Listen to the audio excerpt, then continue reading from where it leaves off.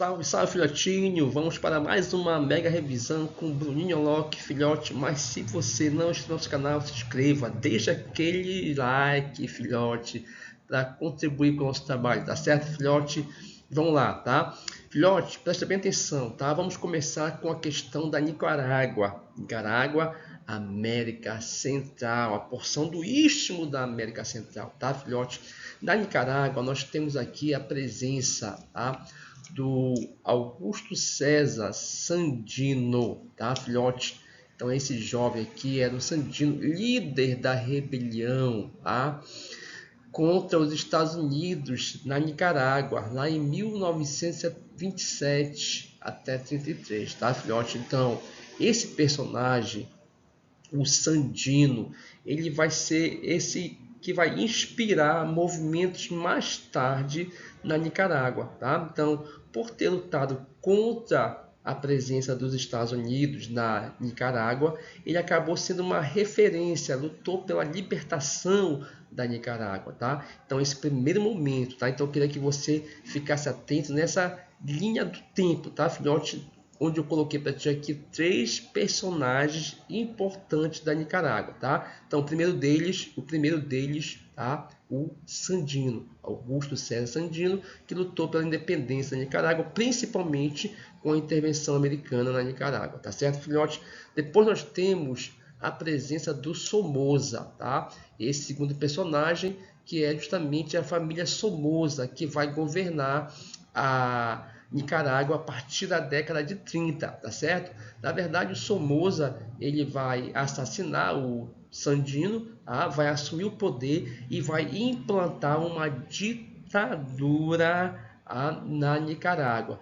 Ditadura essa patrocinada, logicamente, pelos Estados Unidos. Havia o grande interesse dos Estados Unidos nessa região da Nicarágua, inclusive com a tentativa de criação de um canal que ligasse o Oceano Pacífico ao Atlântico através da Nicarágua, tá certo, filhote? Então nós temos aí então o Sandino, que lutou pela independência. Aí vem a família Somoza, que implanta uma ditadura dentro da Nicarágua, uma ditadura que se estende de pai para filho e, portanto, implanta a ascensão de uma elite que vai se apropriar das terras, tá certo? A corrupção dentro da Nicarágua. E aí vem outro personagem que é justamente o Daniel Ortega, que é esse jovem aqui, ó, tá? Então, o Daniel Ortega ele vai se inspirar muito na questão do Sandino e vão tentar implantar uma guerrilha, onde eles vão lutar pela libertação da Nicarágua dessa ditadura imposta pela família Somoza. Então, o Daniel Ortega vai ser um líder comunista, tá? Que implanta uma guerrilha para derrubar a família Somoza e consegue derrubar essa família Somoza a partir da criação da Frente Sandinista de Libertação Nacional. Tá? Então, como você pode ver, a Frente Sandinista de Libertação Nacional, Frente Sandinista de Libertação Nacional, tá? Veja que o nome sandinista é uma homenagem ao Sandino, tá? Que lutou contra a presença dos Estados Unidos na Nicarágua. Só que essa guerrilha que derrubou a família Somoza vai sofrer represália. E aí fica o ponto importante, tá, filhote? Essa represália vem direta lá dos Estados Unidos através desse personagem, tá? Que é justamente o Reagan, Ronald Reagan, presidente dos Estados Unidos, que vai patrocinar e vai treinar através da CIA os chamados os contras, tá? Quem são os contras? Os contras são justamente a oposição que vai surgir contra a Frente Sandinista de Libertação Nacional, tá? Então o Reagan temia que essa frente sandinista, marxista, se proliferasse pela América Central e ganhasse força. Para isso, então, ele vai frear essa Frente Sandinista de Libertação Nacional através dos contra. Então, o governo americano vai patrocinar, vai militarizar a oposição, criando uma espécie de exército de oposição que vai criar uma guerra civil dentro da Nicarágua, tentando derrubar essa guerrilha. Então, vejamos, na década de 70, nós temos então uma revolução na Nicarágua, que é a Revolução Sandinista, quando Daniel Ortega derruba a família Somoza, criando a Frente Sandinista de Libertação Nacional e implantando um modelo marxista. Veja, na década de 70. Na década de 70, o Daniel Ortega é eleito presidente da Nicarágua, tá? E passa a governar a Nicarágua a partir da década de 80, já início da década de 80, tá certo, filhote? Então ele vai governando até quando chega a década de 90, aonde ele perde a eleição da Somoza. Ele perde a eleição e com isso ele fica um tempo fora, fica um tempo fora do poder, mas ele volta ao poder nos anos 2000, e com isso ele passa a implantar medidas mais ditatoriais, deixa aquele personagem guerrilheiro comunista e assume um personagem aonde ele passa a implantar um governo mais ditatorial, alterando a Constituição para se eleger e se reeleger, expulsando os padres católicos. Então ele passa a ter uma mão de ferro que é contrária aos ideais do passado. Por isso, então, se você observar a América Central, ela vive essa instabilidade dentro do poder. Então, se você observar a América Central, até botei aqui para ti esse mapa, porque ele é importante para a tua prova, tá, filhote? Você vai ter aqui a América Central, fica atento, tá, filhote? Esse mapa ele é importante, tá? Então, você vai ter aqui a América Central, que ela é formada por uma parte continental e é formada por uma parte insular, tá, filhote? Então, eu vou ter uma parte continental e uma parte insular. A parte continental liga a América do Norte, aqui você está vendo o México, cuidado que o México ele é da América do Norte, até a América do Sul, tá, filhote? Essa parte continental também recebe o nome de istmo, istmo. E a parte que é formada pelas ilhas recebe o nome de insular, Então, na América Central, eu vou ter uma parte continental e uma parte insular, Agora, fica atento também, filhote, porque a América Central, a exemplo do que aconteceu aqui na Nicarágua, não é única exclusivamente a Nicarágua. Acontece isso dentro da América Latina e, em especial, na América Central, Esses países aí acaba se configurando como uma República das Bananas, Essa República das Bananas tem dois caráteres, filhote? Tem um caráter econômico, Então, quando você fala de uma República de Banana, é que economicamente, ele apresenta economicamente uma economia frágil, baseada na exportação, de produtos primários. Lembrando, esses produtos primários estão ligados à fruta, em especial a banana. Então, se você observar economicamente, são países dependentes do capital estrangeiro, dependentes dos Estados Unidos e com uma economia baseada na exportação de fruta, com baixo valor agregado. Tá certo, filhote? Por isso, então, são países de uma economia frágil. Por isso é uma república de banana, uma economia frágil. Mas veja, não é só a questão econômica, Também tem uma questão política, Então, para ser uma república de banana, eu tenho que ter essas duas características. Uma característica econômica e uma característica política. Essa característica política é justamente marcada pela instabilidade.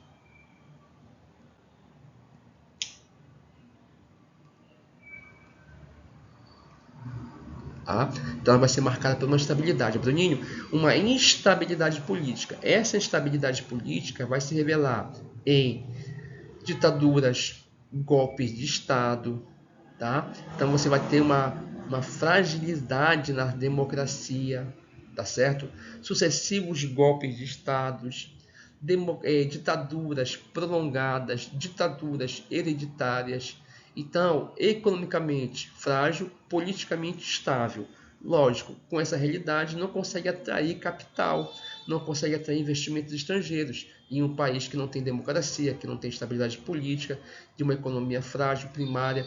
Portanto, nós temos aí a chamada República de bananas, tá bom? Então veja, outro ponto da América Central que é importante para a tua prova, filhote, é que a América Central ela é caracterizada como um paraíso fiscal, tá certo, filhote? Então veja, como são países que têm uma economia frágil, uma forma de você capitalizar esses países é atraindo capital estrangeiro, tá? Então, como eu não consigo atrair capital estrangeiro produtivo, eu vou atrair capital estrangeiro especulativo, tá? Então veja, há uma diferença. Não consigo atrair capital produtivo, mas eu posso atrair capital especulativo, tá certo, filhote? Onde eu vou ter o que nós chamamos de paraíso fiscal. Esse paraíso fiscal é onde o governo ele cria uma legislação em que as pessoas ou os países não precisam declarar a origem do dinheiro, tá? Então eu não declaro, tá? Então não tem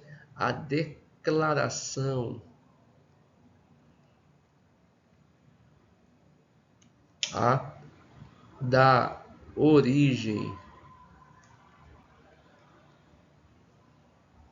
do dinheiro, tá, filhote? Então eu não preciso declarar a origem do dinheiro. Então, dinheiro, a lavagem do dinheiro, o dinheiro da corrupção, o dinheiro do narcotráfico, não importa a origem. Para esses países como Bahamas, não importa a origem do dinheiro, desde que você deposite nesses países. Logicamente que você vai pagar uma taxa e essa taxa que vai movimentar também a economia desses países. Portanto, a América Central, tá? Marcada pelo Istmo Insular, República de Banana e o paraíso fiscal, tá, filhote? Fica atento porque tudo isso aí é importante para a tua prova, tá? Esse paraíso fiscal acaba que injeta um capital na economia desses países, tá bom? Mesmo que necessário não declarar, o que é muito ruim, né, filhote? Porque dinheiro da corrupção, dinheiro do narcotráfico, tá? Se eu não consigo lavar esse dinheiro, eu posso transferir para esses paraísos fiscais, aonde ele não vai querer a origem desse dinheiro, tá? Beleza, filhote? Então, esse é um ponto importante. Outro ponto importante, filhote, é aquela parte inicial da Revolução Cubana, tá? Fica atento que não vai cair aquela parte do embargo econômico, do embargo para trás, tá, filhote? Então nós temos aqui, tá, o contexto histórico da Revolução Cubana, tá certo, filhote? Então a Revolução Cubana, ela ocorre em 1959, tá certo? Aonde nós temos uma questão importante, tá? Como é que vai eclodir essa Revolução Cubana, tá, filhote? Como é que vai eclodir?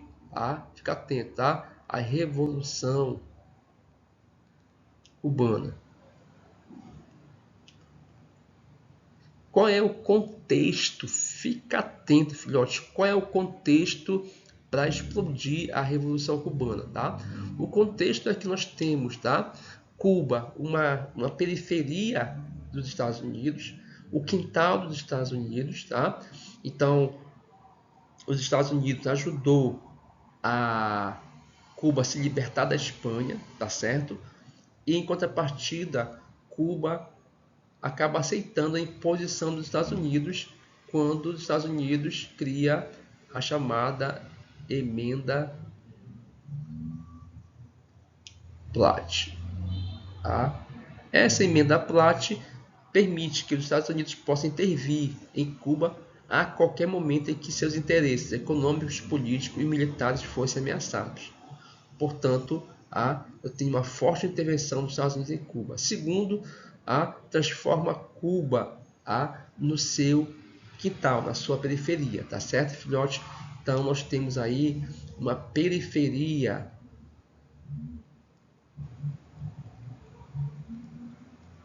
dos Estados Unidos, tá? Tudo isso aí é um contexto que vai permitir a implantação da revolução, tá, filhote? Fica atento, tá bom?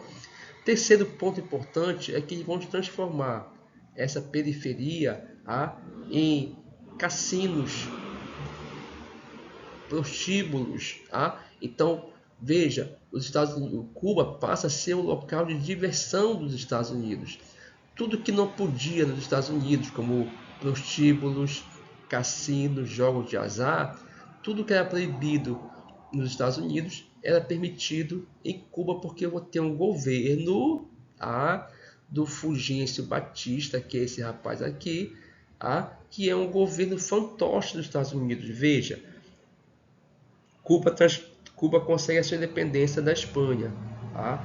Mas acaba que é governado de forma indireta pelos Estados Unidos através de governos fantoches, como é o mais famoso deles, o Fulgêncio Batista, que vai governar não para os cubanos, vai governar para os americanos. Então é dentro desse contexto que o Fidel Castro e o Che Guevara vão tomar o poder, tá? Derrubam a ditadura e implanta a Revolução Cubana, tá certo, filhote? E implanta a Revolução Cubana. Ao implantar a Revolução Cubana, Fidel passa a fazer reforma agrária, passa a fazer a nacionalização das empresas estrangeiras, quebra com o analfabetismo, e implanta essas medidas sociais. Veja, ainda não é uma revolução socialista, mas se aproxima com o lado social mais forte, tá bom, filhote? Então, Cuba é só esses dois pontos, tá? O contexto que vai fazer explodir a revolução e as medidas implantadas pelo Fidel Castro, tá bom, filhote? Para fechar a nossa revisão, filhote, não pode esquecer da questão do México, tá, filhote? Então, é importante você dar uma lembrada aqui no México, que nós vamos ter bem aqui, tá, filhote? Essa parte importante, tá? Então, nós temos aqui o deserto, tá? Então, essa região é uma região desértica, anota aí, tá? Então, nós temos o norte do México, uma região de deserto. Tá certo, filhote? Essa região desértica, com a presença do deserto de Sonora e de Chihuahua, mais ao norte. À medida que eu vou me afastando para o centro e para o sul, eu já vou ter áreas mais úmidas. Tá certo, filhote? Então, esse é um ponto que você tem que atentar. Segundo ponto importante é que nós temos aqui a famosa Península de Yucatán, tá? Península de Yucatán, região do Golfo do México. Essa região do Golfo do México, você sabe, produção de petróleo, tá? Uma região produtora de petróleo. Aqui nós temos, tá, a Península da Califórnia, tá? E o Golfo da Califórnia. Essa Península da Califórnia é uma região onde se encontra aquela falha de San Andreas, onde você vai ter a presença de terremotos, tá? Não te esquece também que aqui no sul do México nós temos a cidade de Chiapas, tá? Você não pode esquecer, tá? E nós temos aqui a cidade de Chiapas, tá? E aí você tem que sempre associar a Chiapas ao zapatismo.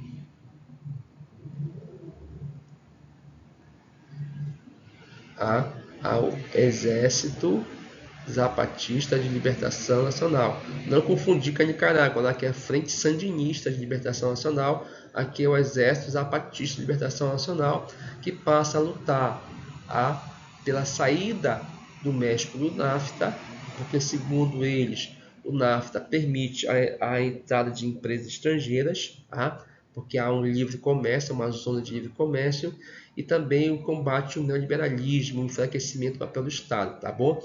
Então você vai ter aí um grupo guerrilheiro que passa a lutar pelo fim da pobreza na região de Chiapas, no sul do México, portanto, uma região indígena, camponesa, que passou a sofrer um forte ataque das grandes empresas transnacionais de alimentos, onde há um empobrecimento dessa população que é desprotegida e que passou a lutar através da criação desse grupo guerrilheiro chamado de Exército Zapatista de Libertação Nacional, tá?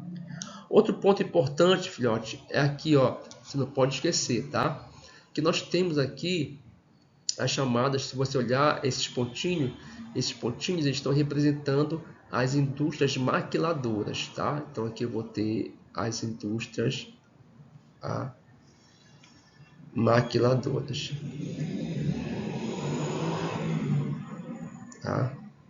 Então você não pode esquecer, a indústria maquiladora sai no Nordeste dos Estados Unidos e são implantadas no norte do México, tá, filhote? Daqui, Bruninho, se beneficiar da mão de obra barata, baixo custo de produção, tá? Zona de livre comércio. Então você traz para montar aqui no México, tá? Sem pagar imposto, e exporta do México para os Estados Unidos sem pagar imposto, porque é uma zona de livre comércio, tá? Então, quando nós temos a questão da mão de obra barata, aí a gente pode trabalhar que eu tenho aí um objetivo, tá? Um objetivo explícito, tá? Bruninho, qual é o objetivo explícito das maquiladoras? Opa, custo de produção, tá? Mão de obra barata, tá? Então, o objetivo explícito é reduzir a produção utilizando a mão de obra barata e as vantagens da zona de livre comércio, tá? Mas também nós temos o objetivo, tá? Que nós chamamos de implícito, tá?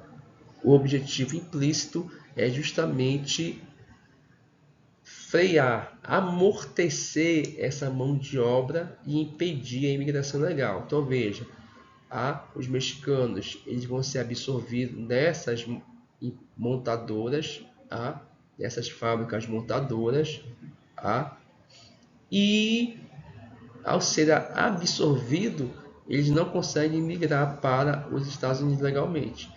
Então, o objetivo implícito está ligado com a migração ilegal. Então, fica atento. O objetivo explícito, absorver a mão de obra barata, tá? Reduzir custo de produção. O objetivo implícito é justamente minimizar a migração ilegal para os Estados Unidos, tá bom? Importante você lembrar, filhote, que essa migração ilegal, tá? Ela ocorre com maior fluxo na década de 90, tá? O sonho americano, tá? Ele acaba estimulando essa migração, tá? Para os Estados Unidos, bem como também uma crise econômica no México na década de 90 reforça essa migração ilegal, tá certo? Por isso que a partir da década de 90, mais em especial na década de 94, no ano de 94, o governo americano ele passa a criar uma cerca, uma cerca separando a fronteira dos Estados Unidos com o México, tá, filhote? Então veja o contexto. Em 94 é criado uma cerca para separar o México dos Estados Unidos, tá, filhote? Justamente para frear essa migração ilegal. Agora, se você observar, o resto do México não tem a cerca não continuou, tá? E essa cerca agora ela é uma cerca que não é uma cerca de madeira, ela é uma cerca de indústria. Então, se você observar, as indústrias maquiladoras funcionam como prolongamento da cerca, tá? Perfeito? Então, as indústrias maquiladoras têm esse papel. Lembrando que a palavra maquiladora vem da maquilagem, de maquiar, de esconder. Então, na verdade, não posso dizer para os mexicanos que a indústria maquiladora é para impedir a imigração ilegal. Eu tenho que maquiar essa realidade. Opa, vou gerar emprego, vou absorver a mão de obra, mas também por detrás, implicitamente, eu vou combater a imigração ilegal para os Estados Unidos. Então, esse é um ponto importante, tá, filhote? Não deixa de trabalhar essa questão das indústrias maquiladoras do norte do México, tá certo, filhote? Espero que tenha te ajudado. Um grande abraço, até a próxima, filhote. Tchau, tchau.